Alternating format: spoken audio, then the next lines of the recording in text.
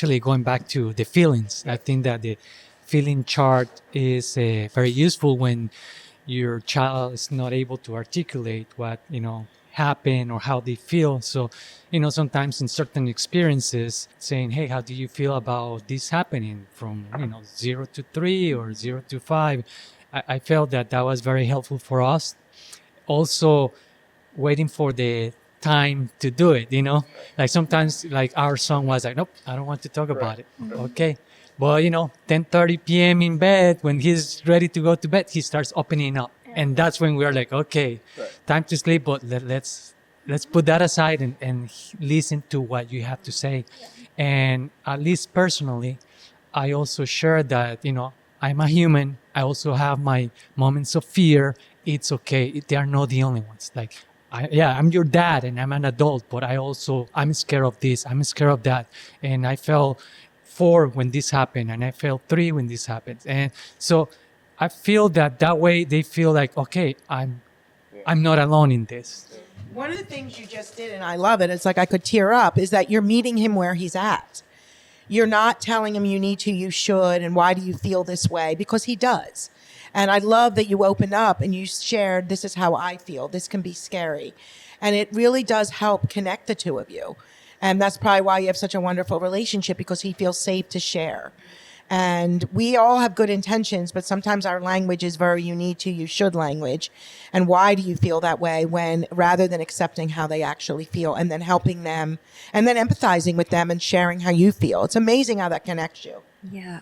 I have to say, it's really good to hear that you're doing this. I just started to try to do this with Ari and sort of just share how I'm feeling or how Dad's feeling or whatever the case is, good or bad, so that he knows like these are normal human emotions and we all feel the range of emotion. Something for Ari is that sometimes he may come out like he's feeling one way, like angry, but really he's sad or upset about something. And so it just sort of helps to talk about it. So I'm glad it's working for you. I just started doing this. I hope it starts working for us too. Do you have any thoughts? No, that's really helpful. I think the homeschool question kind of came from almost our fear of, if she regresses when we go to a new school, and like, is there a period of time and observing her that, it's time to just like maybe try a different approach. And it doesn't sound like even after being here, like that's not the right strategy. And we can be equipped to navigate even if she doesn't do great in this new school. Her previous school, her teacher was fantastic and was very accommodating, understood what was going on, and provided accommodations even without a 504. Moving to this other place, we were kind of... Is this a private school you're going to? It was a private school. Now we're going to public, yeah. So we're excited now. Yeah. And we talked to the head of the special education department. They are going to... We've been trying to get a 504 plan for her for about a year and a half. Somebody denied her services. They can't really deny if you have a doctor that says that's rough. Yeah, it's been tough. No, we're in New York. Yeah. And, but this department is, they're like, you're going to move in and get registered 2 days before we start. 3 weeks later, they have a big board meeting. We're going to have a meeting to set up her 504 before that, have it approved, meet with her and get going. They're really helpful. So I think like that question was coming from if that we weren't really sure what was going to happen. I want to be conscious of like the homeschool situation because I'm going to get listeners sending emails saying, I can't believe you're against, you sound like you're against homeschooling. I'm not against homeschooling. If you choose to homeschool, it's because you want to homeschool. Right. I want that environment. I love what it offers. Yeah. Like you were saying, Kelly, there's co-ops, there's social communication. I am like your biggest fan. Right. I'm like, go for it. Here are the things you can do in co-op. Here are the things you can do with those kids off, at your home, have a baking club, like whatever it is, I will help work with you on that. But if you're going to homeschool because you don't think you're going to make it in the school, that is what I don't love. Right. Because if you want to stay in that school, then there's ways to make this happen. Right. Is it easy with all schools and accommodations, interventions? No. In fact, it can be rough. Some it's easy, it works, it all fits together. Others, it's a battle. So let's hope it's not and that they're able to be receptive. I will say that whomever you're working with clinically can be a huge advocate for you. Yeah. When we do trainings with schools, we state facts. We're not emotional about it. And sometimes if a family's had like not you guys, because you guys are, it's not you guys, but because you're just starting. But we have families that for years have been in battle with schools. it's more now about their battle rather than their child. Right. Like the parents are desperate, the school's angry, and it's more of like you see these battles. And then it's like I'm walking into a battlefield. That is really rough. But if you're just, and then it's how do you navigate that? And again, what's always worked for us at the Smart Center is just stating facts. This is what this child needs. Yeah. Oh, well, we've had kids with SM, and it's like, okay, you have, but not every child is the same. And how has it been working for you?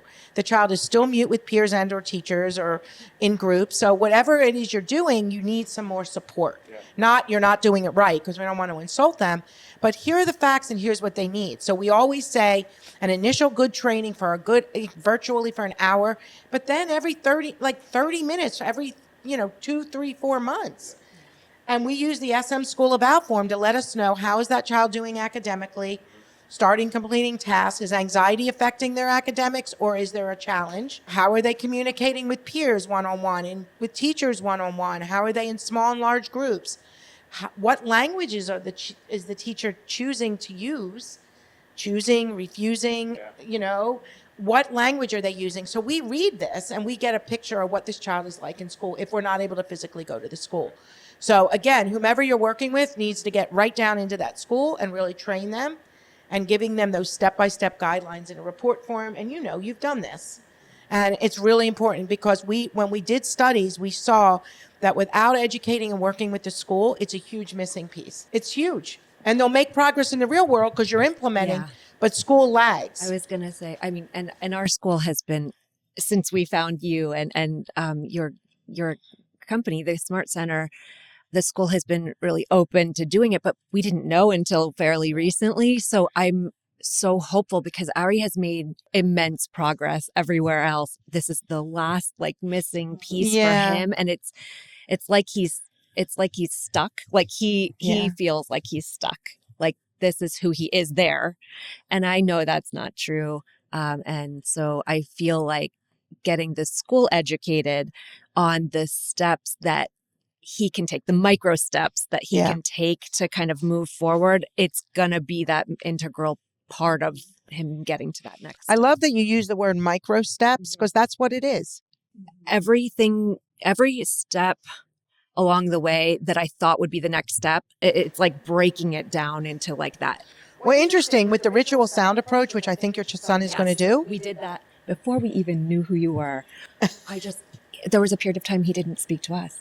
Oh, wow. I mean, it was a long time ago now when he was 4. And for a small period of time, maybe 2 months, but that's how I started to do it. So I knew when I heard you, I'm like, she gets it. I know she's because our that's girl. the transitional stage. There's so many children and teens and even adults that are so stuck on the nonverbal wall that no matter what you do, you can offer them a trip to Disney and they look comfortable and they're just not able to do it. They're speech phobic. But the school needs to learn it so that they can do it there. Because I can't do it there. I can't get him to do it there because I'm not there, right? Right. Sometimes